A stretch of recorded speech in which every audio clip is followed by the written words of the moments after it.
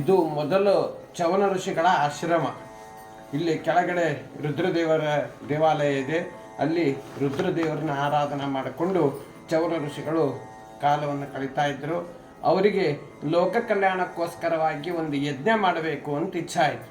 ಎಲ್ಲಿ ಮಾಡೋದು ಅಂತ ಈ ಪರಿಸರ ಎಲ್ಲ ನೋಡ್ತಾ ಇರುವಾಗ ಇದು ನದಿ ಪಶ್ಚಿಮದಿಂದ ಬಂದು ಕ್ಷೇತ್ರದ ಮುಂದೆ ಉತ್ತರ ವಾಹಿನಿಯಾಗಿ 2 ಫರ್ಲಾಂಗ ಮುಂದೆ ಹೋಗಿ ಮತ್ತೆ ಪೂರ್ವಕ್ಕೆ ತಿರುಗಿದೆ. ಆ ತಿರುವಿಗೆ ಅವರು ಯಜ್ಞವನ್ನು ಪ್ರಾರಂಭ ಮಾಡ್ತಾರೆ. ಆವಾಗ ಶಿಷ್ಯ ಕೇಳ್ತಾನೆ, ಇದಕ್ಕೆ ಅಧಿದೇವತ ಯಾರು? ತ್ರಿಕಾಲ ಜ್ಞಾನಿಗಳು ನದಿಗೆ ಬಂದರು. ಮಲಾಪಾರಿಗೆ ಪ್ರಾರ್ಥನೆಯನ್ನು ಮಾಡಿ ಅವಗಾಹನ ಮಾಡಿ ಹೇಳ್ತಾರೆ. ಒಂದು ಶಿಲಾ ತೇಲಿ ಬರ್ತದೆ. ಆ ಶಿಲೆಯನ್ನು ತಗೊಂಡು ಹೋಗಿ ಯಜ್ಞ ಮಂಟಪದೊಳಗಿಟ್ಟು ಲಕ್ಷ್ಮೀ ನರಸಿಂಹ ಅಂತ ಆವಾಹನ ಮಾಡ್ತಾರೆ. ಮಾಡಿ ಯಜ್ಞವನ್ನು ನರಸಿಂಹದೇವರ ಪ್ರೀತ್ಯರ್ಥ ಲೋಕ ಕಲ್ಯಾಣಕ್ಕೋಸ್ಕರವಾಗಿ ಯಜ್ಞವನ್ನು ಪ್ರಾರಂಭ ಮಾಡ್ತಾರೆ. ಎಷ್ಟೋ ವರ್ಷ ಹೋಮ ಮಾಡ್ತಾರೆ. ಎಷ್ಟು ವರ್ಷ ಮಾಡ್ಯಾರ ಅನ್ನೋದಕ್ಕೆ ಉಲ್ಲೇಖ ಇಲ್ಲ. ಯಾಕಂದ್ರೆ ತ್ರೇತಾಯುಗದಲ್ಲಿ ಆದ ಹೋಮ ಭಾಳ ವರ್ಷ ಮಾಡ್ಯಾರ ಅಂತ ಒಂದು ಊಹೆ. ಹೆಂಗೆ ಹೇಳ್ತೀರಿ ಅಂತಂದ್ರೆ, ನದಿ ಏಪ್ರಿಲ್ ಮೇದಲ್ಲೇ ಎಲ್ಲ ಒಣಗಿ ಹೋಗಿರ್ತದೆ. ಆವಾಗ ನಾವು ಆ ತಿರುವಿಗೆ ಹೋದರೆ ಕೆಳಗಡೆ ಮಣ್ಣು ಮೇಲ್ಗಡೆ ಮಣ್ಣು ನಡುವಷ್ಟೇ ಭಸ್ಮ ಇದೆ. ಈಗಲೂ ಸಿಗ್ತದೆ ಅದು ಭಸ್ಮ. ಆವಾಗ ಅಂದ್ರೆ ತ್ರೇತಾಯುಗದಲ್ಲಿ ಮಾಡಿದ ಭಸ್ಮ ಇನ್ನೂ ಕೂಡ ಸಿಗ್ತದೆ. ಪ್ರತಿ ವರ್ಷ ನದಿ ಬರ್ತದೆ, ಕೊಚ್ಕೊಂಡು ಹೋಗಿಲ್ಲ, ಅದು ಹಂಗೆ ಇದೆ. ಪ್ರತಿ ವರ್ಷ ನದಿ ತುಂಬುತ್ತದೆ. ಈಗ ಒಂದು ತಿಂಗಳಾಯ್ತು. ಈಗ ಜನವರಿ 14ರಿಂದ ನೀರು ಇಳಿತಾ ಇದೆ. ಈಗ ಅಷ್ಟೇ. ಇಲ್ಲಿಂದ್ರೆ ಮೆಟ್ಲು ಒಂದು ಕಾಲಿಟ್ರೆ ನೀರು, ಅಷ್ಟರ ತನಕ ನೀರು ಇರ್ತದೆ. ಆಮೇಲೆ ಅವರು ತಮಗೆ ತೃಪ್ತಿ ಆದ ಮೇಲೆ ಆ ಹೋಮವನ್ನು ನರಸಿಂಹದೇವರಿಗೆ ಸಮರ್ಪಣೆ ಮಾಡ್ತಾರೆ. ಮಧ್ಯಾಹ್ನ ಒಂದು ದಿನ ಮಧ್ಯಾಹ್ನ ಪೂರ್ಣಾವತಿ ಆಗ್ತದೆ. ಸಾಯಂಕಾಲ ಅವರಿಗೆ ಆಜ್ಞೆ ಆಗ್ತದೆ, ನೀನು ಇಲ್ಲಿ ಬಂದ ಕಾರ್ಯ ಮುಗೀತು, ನೀನು ಇಲ್ಲಿಂದ ಗದ್ವಾಲಕ್ಕೆ ಹೋಗು ಅಂತ, ಚಿತಾಮಿತ್ರ ಗಡ್ಡಿ ಅಲ್ಲಿಗೆ ಹೋಗು ಅಂತ ಆಜ್ಞೆ ಆಗ್ತದೆ.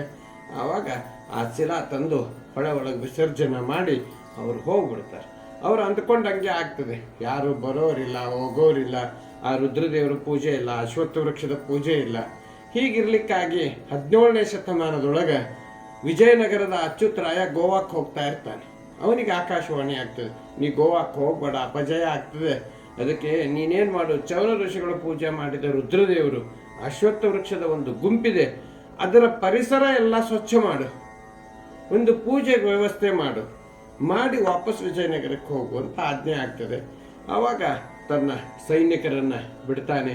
ಗಿಡ ಕಂಟೆಗಳನ್ನೆಲ್ಲ ಕಡಿತಾ ಬರ್ತಾ ಇರುವಾಗ ರುದ್ರ ದೇವಾಲಯ ಸಿಗ್ತದೆ. ಅದರ ಪರಿಸರ ಎಲ್ಲ ಸ್ವಚ್ಛ ಮಾಡ್ತಾನೆ. ಆಮೇಲೆ ಅಶ್ವತ್ಥ ವೃಕ್ಷದ ಗುಂಪಿಗೆ ಸ್ವಚ್ಛ ಮಾಡುವಾಗ ಒಂದು ಅಶ್ವತ್ಥ ವೃಕ್ಷವನ್ನು ಕಡಿತಾನೆ. ಅದರಿಂದ ರಕ್ತ ಬರ್ಲಿಕ್ಕೆ ಶುರು ಆಗ್ತದೆ. ಆವಾಗ ಅವರಿಗೆ ಆಶ್ಚರ್ಯ ಆಗ್ತದೆ. ಸಾವಿರಾರು ಗಿಡಗಳನ್ನ ಕಡ್ಕೊಂಡು ಬಂದೇವಿ, ಹಾಲು ಬಂದಿದೆ, ರಕ್ತ ಬಂದಿಲ್ಲ, ಹಾಲು ಬಂದಿದೆ, ಇದಕ್ಕೆ ಯಾಕೆ ರಕ್ತ ಬಂತು? ಅವಾಗ ರಾಜರ ಹತ್ರ ಹೋಗಿ ಹೇಳ್ತಾರೆ, ಹೀಗೀಗಾಗಿದೆ ಅಂತ. ಅಚ್ಯುತರಾಯ ಬಂದು ನೋಡ್ತಾನೆ. ನೋಡಿ ಆ ರಕ್ತ ನೋಡಿದ ಕ್ಷಣ ಮೂರ್ಛಿತನಾಗಿ ಬೀಳ್ತಾನೆ. ಆಕಾಶವಾಣಿ ಆಗ್ತದೆ, ವೃಕ್ಷರೂಪಿ ಪರಮಾತ್ಮ ಅಶ್ವತ್ಥ ವೃಕ್ಷವನ್ನು ಅವರು ಕಡದಾರ, ಅದಕ್ಕೆ ರಕ್ತ ಬರ್ತಾ ಇದೆ, ಅದರ ಪ್ರಾಯಶ್ಚಿತ್ತಕ್ಕೆ ನೀನೇನು ಮಾಡು, ಆ ಅಶ್ವತ್ಥ ವೃಕ್ಷಕ್ಕೆ ಒಂದು ಕಟ್ಟೆ ಕಟ್ಟಿಸು ಅಂತ ಆಜ್ಞೆ ಆಗ್ತದೆ. ಆಯ್ತು. ಆವಾಗ ಒಂದು ಅಶ್ವತ್ಥ ವೃಕ್ಷಕ್ಕೆ ಕಟ್ಟೆ ಕಟ್ಟಿಸಿ ಅದಕ್ಕಿದಕ್ಕೆ ಪ್ರತೀತಿ ಅಚ್ಯುತರಾಯನ ಕಟ್ಟಿ ಅಂತ ಪ್ರಸಿದ್ಧಿ. ಇದಕ್ಕೆ ನರಸಿಂಹ ದೇವಸ್ಥಾನ ಅಂದರೆ ಪಕ್ಕ ಗೊತ್ತಾಗೋದಿಲ್ಲ. ದಾರಿಯಲ್ಲಿ ಬರುವಾಗ ನಾನು ನರಸಿಂಹ ದೇವಸ್ಥಾನಕ್ಕೆ ಹೇಗೆ ಹೋಗ್ಬೇಕು ಅಂದ್ರೆ 2 ಸೆಕೆಂಡ್ ವಿಚಾರ ಮಾಡಿ ನಿಮಗೆ ದಾರಿ ತೋರಿಸ್ತಾರೆ. ನೀವು ಅಚ್ಯುತರಾಯನ ಕಟ್ಟೆಗೆ ಹೇಗೆ ಹೋಗ್ಬೇಕು ಅಂದ್ರೆ ಅಚ್ಯುತರಾಯ ಅಂತ ಬಾಯಲ್ಲಿ ಬರೋದ್ರಲ್ಲಿ ನಿಮ್ಗೆ ದಾರಿ ತೋರಿಸಿರ್ತಾರೆ. ಅಷ್ಟು ಪ್ರಸಿದ್ಧಿಗೆ ಬರ್ತದೆ. ಆವಾಗ ನಮ್ಮನ್ನು ತಂದವರು ಯಾರಿದ್ದಾರೋ ಅವರು ಕರೆಸಿ, ರಾಜ ಅಚ್ಯುತರಾಯ ಕರೆಸಿ ನಮಗಷ್ಟು ಹೊಲ ಮಳೆಯಾಗಿ ಕೊಟ್ಟು ನಮ್ಮನ್ನು ಇಲ್ಲಿ ಅಶ್ವತ್ಥ ವೃಕ್ಷವನ್ನು ಮತ್ತು ರುದ್ರದೇವರನ್ನ ಪೂಜಾ ಮಾಡಲಿಕ್ಕೆ ನಮ್ಮನ್ನು ನೇಮಿಸಿ ವಾಪಸ್ ವಿಜಯನಗರಕ್ಕೆ ಹೋಗ್ಬಿಡ್ತಾರೆ. ಆಮೇಲೆ ಇಲ್ಲಿ ಯಾದವಾರ್ಯರು ಮಹಾನ್ ತಪಸ್ವಿಗಳು ಈ ಕ್ಷೇತ್ರಕ್ಕೆ ಬರ್ತಾರೆ. ಬಂದು ಅವರು ಕೂಡ ಆ ಅಶ್ವತ್ಥ ವೃಕ್ಷದ ಮುಂಭಾಗದಲ್ಲಿ ಒಂದು ಶಿಲೆಯನ್ನು ಇಟ್ಕೊಂಡು ಹನುಮ ಭೀಮ ಮಧ್ವಾಂತರ್ಗತ ಲಕ್ಷ್ಮೀ ನರಸಿಂಹ ನೀ ನನಗೊಲಿದು ಬಾ ಅಂತ ಸಂಕಲ್ಪಾನುಸಾರವಾಗಿ ಇದೆ ಈ ಕ್ಷೇತ್ರದೊಳಗೆ. ರುದ್ರದೇವರು ಮೊದಲು ರುದ್ರಾಂತರ್ಗತ, ಹನುಮ ಭೀಮ ಮಧ್ವಾಂತರ್ಗತ, ಲಕ್ಷ್ಮೀ ನರಸಿಂಹ.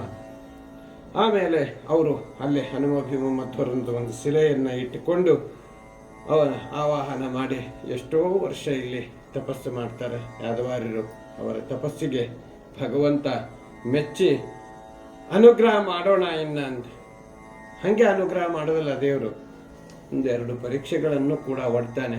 ಪ್ರತಿನಿತ್ಯನೂ ಕೂಡ ಅವರಲ್ಲಿ ಅವ್ರದ್ದೇನು ಯಾದವಾರ್ಯರದು, ನೀವು ಹಾಗೆ ತಂದು ಅಕ್ಕಿ ಬೇಳೆ ಏನಾದರೂ ಕೊಟ್ಟರೆ ಅದನ್ನು ಪಕ್ವ ಮಾಡಿ ಸ್ವಾಮಿಗೆ ಸಮರ್ಪಣೆ ಮಾಡಿ ತಾವು ಸ್ವೀಕಾರ ಮಾಡೋದು. ಯಾರು ಕೊಡಲಿಲ್ಲ ಇಲ್ಲೇ ಇಲ್ಲ. ಹೀಗೆ 4 ತಿಂಗಳ 5 ತಿಂಗಳ ವರ್ಷಾನುಗಟ್ಟಲೆ ಹೇಗೆ ಉಪವಾಸ. ಎಲ್ಲರೂ ಹಂಗೆ, ಶಿಷ್ಯರು ಹಂಗೆ, ಮಕ್ಕಳು ಹಂಗೆ, ಹೆಂಡ್ತಿನೂ ಹಂಗೆ, ತಾವು ಹಂಗೆ, ಹಿಂಗೆ ಕಾಲ ಕಳೀತಾ ಇದ್ರಂತೆ.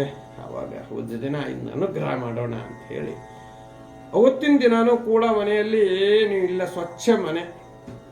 ಯಾದವಾರರು ಪೂಜಾ ಮಾಡಲಿಕ್ಕಂತ ಸ್ನಾನ ಮಾಡಿಕೊಂಡು ಬಂದು ಅಲ್ಲಿ ಮೇಲೆ ಹನುಮ ಭೀಮ ಮಧ್ವರ ಹತ್ತಿರ ಪೂಜೆ ಕೂತ್ಕೋತಾರೆ. ಎಲ್ಲ ತಮ್ಮ ಪೂಜೆ ಎಲ್ಲ ಮುಗಿದ ಮೇಲೆ ಮಧ್ಯಾಹ್ನ 12 ಗಂಟೆಗೆ ಶಿಷ್ಯಗೆ ಹೇಳ್ತಾರಂತೆ, ಅಮ್ಮ ಹೋಗು ನೈವೇದ್ಯ ತಗೊಮ್ಮ ಅಂತ ಹೇಳು. ಶಿಷ್ಯ ಹೋದ. ಅಮ್ಮ ಕೇಳ್ದ, ಅಮ್ಮ ನೈವೇದ್ಯ ತರಬೇಕು. ಅಮ್ಮ ಏನು ತರಬೇಕು ನಿಮಗೆ? ಮನೆಯೊಳಗೆ ಏನೂ ಇಲ್ಲ, ಎಲ್ಲ ಡಬರಿ ಖಾಲಿ. ತಾಯಿಗೆ ಸಿಟ್ಟು ಬರ್ತದಂತೆ. ಹೊಳಗೆ ಹೋಗಿ ಮರಳು ಉಸುಕ್ ಹೇಳ್ತೀವಲ್ಲ ನಾವು, ಮರಳು ತುಂಬ್ಕೊಂಬಂದು ನೈವೇದ್ಯಕ್ಕೆ ಇಟ್ಬಿಡ್ತಾರೆ. ನೈವೇದ್ಯ ಮಾಡಿಬಿಡ್ತಾರೆ ಯಾದವಾರರು. ನೈವೇದ್ಯ ಆಗ್ತದೆ, ತಗೊಂಡು ಹೋಗ್ತಾನೆ ಶಿಷ್ಯ. ಯಾದವಾರರು ಬರ್ತಾರೆ, ಬಂದು ಇನ್ನು ಬಡಿಸು ಅಂತ ಹೇಳಿದಾಗ ಯಾದವಾರರ ಮನೆಯವರು ಅಲ್ಲಿಕ್ಕೆ ಪ್ರಾರಂಭ ಮಾಡಿದಾಗ ಶಿಷ್ಯ ಅವರು, ಯಾಕೆ ಮಧ್ಯ ಅಪರಾಹ್ನ ಕಾಲದಲ್ಲಿ ಯಾಕೆ ಕಣ್ಣೀರು? ಇಲ್ಲಿ ಸ್ವಾಮಿ ಮನೆಯೊಳಗೆ ಏನದ ಇಲ್ಲ, ವಿಚಾರ ಇಲ್ಲ. ಬೆಳಿಗ್ಗೆ ಸ್ನಾನ ಮಾಡಿ ಬೆಲ್ ಹೊಡೆದಂಗ 12 ಗಂಟೆಗೆ ನೈವೇದ್ಯ ತಗೊಂಬ ಅಂತೇಳಿ ನಾನು ಏನು ತರಬೇಕು? ಅದಕ್ಕೆ ನಾನು ಇವತ್ತು ಸಿಟ್ಟು ಬಂತು ನನಗೆ. ನಾನು ಮರಳು ತುಂಬ್ಕೊಂಬಂದು ನೈವೇದ್ಯಕ್ಕೆ ಇಟ್ಬಿಟ್ಟೇನೆ. ನಾ ಈ 2 ಕೈಯಿಂದ ನಿಮಗೆ ಹೆಂಗ ಬಡಿಸಲಿ? ಆ ಮರಳು ಇಡೀ ಜಗತ್ತಿಗೆ ಪತಿ ತಿಂದಾನೆ. ಅದಕ್ಕೆ ಇವತ್ತು ಎಲ್ಲರೂ ಆ ಉಸುಕನ್ನೇ ನಾವು ತಿನ್ನೋದು ಅಂತ ಹಠ ಹಿಡಿತಾರಂತೆ. ಆವಾಗ ಅದನ್ನು ತೆಗೆದು ನೋಡಿದ್ರೆ ನಾವೆಲ್ಲ ಈ ಕಡೆ ಹೇಳ್ತೇವೆ ಸಿರಾ ಅಂತ ಹೇಳ್ತೇವೆ. ಸಪಾದ ಸತ್ಯನಾರಾಯಣ ಪ್ರಸಾದ, ಸತ್ಯನಾರಾಯಣ ಪ್ರಸಾದ ಆಗಿರ್ತದೆ ಅದು. ಅದರಲ್ಲಿ ಇರ್ತಕ್ಕಂಥ ಕಶ್ಮಲ ವಸ್ತುಗಳೆಲ್ಲ ದ್ರಾಕ್ಷಿ, ಗೋಡಂಬಿ, ಬೇದಾನಿ, ತುಪ್ಪ ಸೋರ್ತಿತ್ತಂತೆ. ಅನನ್ಯ ಚಿಂತೆ ಅಂತೋ ಮಾಮೇ ಜನ ಪರಿಭಾಷತೆ ತೇಷಾಂ ನಿತ್ಯಾಭಿಯುಕ್ತಾನಾಂ ಯೋಗಕ್ಷೇಮಂ ವಹಾಮ್ಯಂ. ದೃಢವಾದ ಅವನಲ್ಲಿ ನಂಬಿಕೆ ಇತ್ತು ಅಂದರೆ ನಮ್ಮನ್ನು ರಕ್ಷಣೆ ಮಾಡೋ ಭಾರ ಅವನಿಗಿದೆ, ಇದೇ ಸಾಕ್ಷಿ ನೋಡು ಅಂತ ಹೇಳ್ತಾರಂತೆ. ಆಯ್ತು, ಕಸ್ಕೊಂಡು ನೋಡಿದೆ, ಮನೇಲಿಲ್ಲ, ಇನ್ನು ಕೊಟ್ಟು ನೋಡೋಣ. ಮತ್ತೆ ಯಥಾ ಪ್ರಕಾರವಾಗಿ ಯಾದವಾರರು ಬೆಳಿಗ್ಗೆ ಸ್ನಾನ ಮಾಡ್ಕೊಂಡು ಬಂದು ಪೂಜಾ ಕೂಡ್ತಾರೆ. ಶಿಷ್ಯ ಬರೋವಾಗ ಅವನಿಗೆ ನದಿ ಒಳಗೆ ಬಂಗಾರದ ಕೊಡದಲ್ಲಿ ಬಂಗಾರದ ನಾಣ್ಯ ತುಂಬಿರ್ತದೆ. ರಾಮಟಂಕಿ ಚಲಾವಣೆಗಿತ್ತಂತ ಅವಾಗ.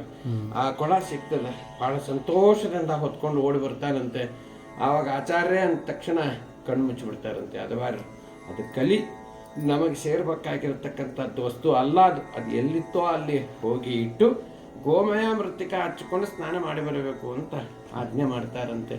ಹೋಗಿ ಅಲ್ಲಿ ಇಟ್ಟು ಅವನು ಸ್ನಾನ ಮಾಡಿಕೊಂಡು ಬರ್ತಾನೆ. ಆಯ್ತೀನಿ, ಕೊಟ್ಟು ನೋಡಿದೆ ಯಾದವಾರರು ಮಣಿಲಿಲ್ಲ, ಕಸ್ಕೊಂಡು ನೋಡಿದೆ ಯಾದವಾರರು ಮಣಿಲಿಲ್ಲ, ಇನ್ನು ಅನುಗ್ರಹ ಮಾಡೋಣ ಅಂಥೇಳಿ ನರಸಿಂಹದೇವರು ಮೇಲೆ ಸಪ್ತಪಣ, ಶಂಖ, ಚಕ್ರ, ಗದಾ, ಪದ್ಮ, ಕಾಮಧೇನು, ಲಕ್ಷ್ಮೀದೇವಿ, ಸೂರ್ಯ, ಚಂದ್ರ, ಗರುಡ ಪಕ್ಷಿ ಸಮೇತನಾಗಿ ಬಂದು ಯಾದವಾರರಿಗೆ ಥ್ಯಾಂಕ್ಸ್ ಕೊಡ್ತಾರಂತೆ. ವಾಸಿಷ್ಠ ಕೃಷ್ಣ ಮಮ ದೇಹಿ ಕರಾವಲಂಬಂ ಕೊಟ್ಟು ಅವರನ್ನು ಆಲಿಂಗನ ಮಾಡಿಕೊಂಡು, ಅಪ್ಪ ನಾನು ಈ ಒಳಗ ಶಿಲಾಮಯನಾಗಿದ್ದೇನೆ, ಆ ಶಿಲೆಯನ್ನು ನೀ ತಂದು ಅಶ್ವತ್ಥ ವೃಕ್ಷದ ಮುಂಭಾಗದಲ್ಲಿಟ್ಟು ನನ್ನೀಗ ಯಾವ ಆಕೃತಿ ಮೇಲೆ ಸಪ್ತಪಣ, ಶಂಖ, ಚಕ್ರ, ಗದಾ, ಪದ್ಮ, ಕಾಮಧೇನು, ಲಕ್ಷ್ಮೀದೇವಿ, ಸೂರ್ಯ, ಚಂದ್ರ, ಗರುಡ ಪಕ್ಷಿ ಇದನ್ನೆಲ್ಲ ಆ ಶಿಲಾದ ಮೇಲೆ ನೀ ಗಂಧದಿಂದ ಬರೀಬೇಕು ಅಂತ ಹೇಳಿ ಸ್ವಾಮಿ ಅದೃಶ್ಯ ಆಗಿಬಿಡ್ತಾನೆ. ಅವನು ಬಂದು ಕೈ ಕೊಟ್ಟದ್ದು, ಅವನ ಆಲಿಂಗನ ಮಾಡಿಕೊಂಡದ್ದು ಈ ಸಂತೋಷದ ಬರದಲ್ಲಿ ಅವ್ರಿಗೆ ನದಿ ಒಳಗೆ ನೀ ಎಲ್ಲಿದ್ದಿ ಅಂತ ಕೇಳಿಕ್ ಮರ್ತ ಹೋಗ್ಬಿಡ್ತದೆ. ಮತ್ತೆ ಬೆಳಿಗ್ಗೆ ಎದ್ದು ನದಿಗೆ ಹೋಗಿ ಪ್ರಾರ್ಥನೆಯನ್ನು ಮಾಡಿದಾಗ ಆಕಾಶವಾಣಿ ಆಗ್ತದೆ. ಒಂದು ಹುಲ್ಲನ್ನು ನದಿ ಒಳಗೆ ಬಿಡು, ಅದು ಪ್ರವಾಹದ ಜೊತೆ ಹೋಗ್ತದೆ. ಇಲ್ಲಿ ಹಾಗಲ್ಲ, ಪ್ರವಾಹದ ವಿರುದ್ಧ ಹೋಗ್ತದೆ. ನೀರಲ್ಲಿ ಬೆಂಕಿ ತಾಗ್ತದೆ, ಅಲ್ಲಿ ನನ್ನ ಶಿಲೆ ಇದೆ ಅಂತ ಹೇಳ್ತಾರೆ. ಆಕಾಶವಾಣಿ ಆಗ್ತದೆ. ಅಲ್ಲಿ ಚವನ ಋಷಿಗಳೇನು ವಿಸರ್ಜನೆ ಮಾಡಿರ್ತಾರೆ, ಆ ಶಿಲಾ ಸಿಗ್ತದೆ.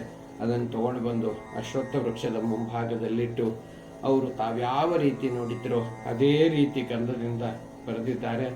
ಎಷ್ಟೋ ವರ್ಷ ಇಲ್ಲಿದ್ದು ನರಸಿಂಹದೇವ್ರನ್ನ, ಅಶ್ವತ್ಥ ವೃಕ್ಷವನ್ನು, ರುದ್ರದೇವ್ರನ್ನ ಪೂಜಾ ಮಾಡಿಕೊಂಡು ತಪಸ್ಸು ಮಾಡಿ ಇದ್ದು ಕೊನೆಗೆ ಇಲ್ಲಿಂದ ಹೋಗುವಾಗ ನಮ್ಮಂತಂದವ್ರೇನು ಪೂಜೆಗೆ ಇಲ್ಲೇ ಇದ್ರಲ್ಲ, ರುದ್ರದೇವ್ರನ್ನ, ಅಶ್ವತ್ಥ ವೃಕ್ಷವನ್ನ, ನಮಗೂ ನರಸಿಂಹದೇವ್ರನ್ನೇ ಪೂಜಾ ಮಾಡ್ರಿ ಅಂತ ನಮ್ಮನ್ನು ನೇಮಿಸಿ ಅವ್ರು ಇಲ್ಲಿಂದ ಹೋಗ್ತಾರೆ. ಹಂಗೆ ಕಾಲಾಂತರವಾಗಿ ನಾವು ಎಲ್ಲ ನಮ್ಮ ಮನೆ ತಂದವರೇ ನಾವು ಬರ್ತಾ ಇದ್ದೇವೆ. ಈಗ ಸುಮಾರು ನಂದು ಒಂದು 8 ಅಥವಾ 9ನೇ ತಲೆ ಇರಬೇಕು. ಈಗ ಸುಮಾರು ಒಂದು 4-5 ತಿಂಗಳ ಮಗು ಗರ್ಭದಲ್ಲಿ ಎಷ್ಟು ದಷ್ಟಪುಷ್ಟ ಇರ್ತದೋ ಅಷ್ಟು ದಷ್ಟಪುಷ್ಟ ಇದ್ದಾನೆ ಸ್ವಾಮಿ, ಬೆಳೀತಾ ಇದ್ದಾನೆ. ಅಲ್ಲಿ ಮೇಲೆ ಹನುಮ ಭೀಮ ಮಧ್ವರು ಹಂಗೆ. ನಮ್ಮಲ್ಲಿ ವೈಶಿಷ್ಟ್ಯ ಮಧ್ವಾಚಾರ್ಯರು ಎಲ್ಲ ಕಡೆಯಲ್ಲಿ 2 ಬಟ್ಟು ಪುಸ್ತಕ. ಉಡುಪಿಯಲ್ಲಿ ಕೃಷ್ಣನ ಗುಡಿಯ ಒಳಗೆ ಸ್ವಾಮಿಗಳು ಹೋಗ್ತಾರೆ, ಅಲ್ಲಿ ಕೈ ಮುಕ್ಕೊಂಡು ನಿಂತಿದ್ದಾರೆ ಮಧ್ವಾಚಾರ್ಯರು. ಇಲ್ಲಿ ನಮ್ಮಲ್ಲೆಲ್ಲ ಹಂಗಿಲ್ಲ, ದಂಡ ಕಮಂಡಲ್ ಹಿಡ್ಕೊಂಡು ನಿಂತಿದ್ದಾರೆ.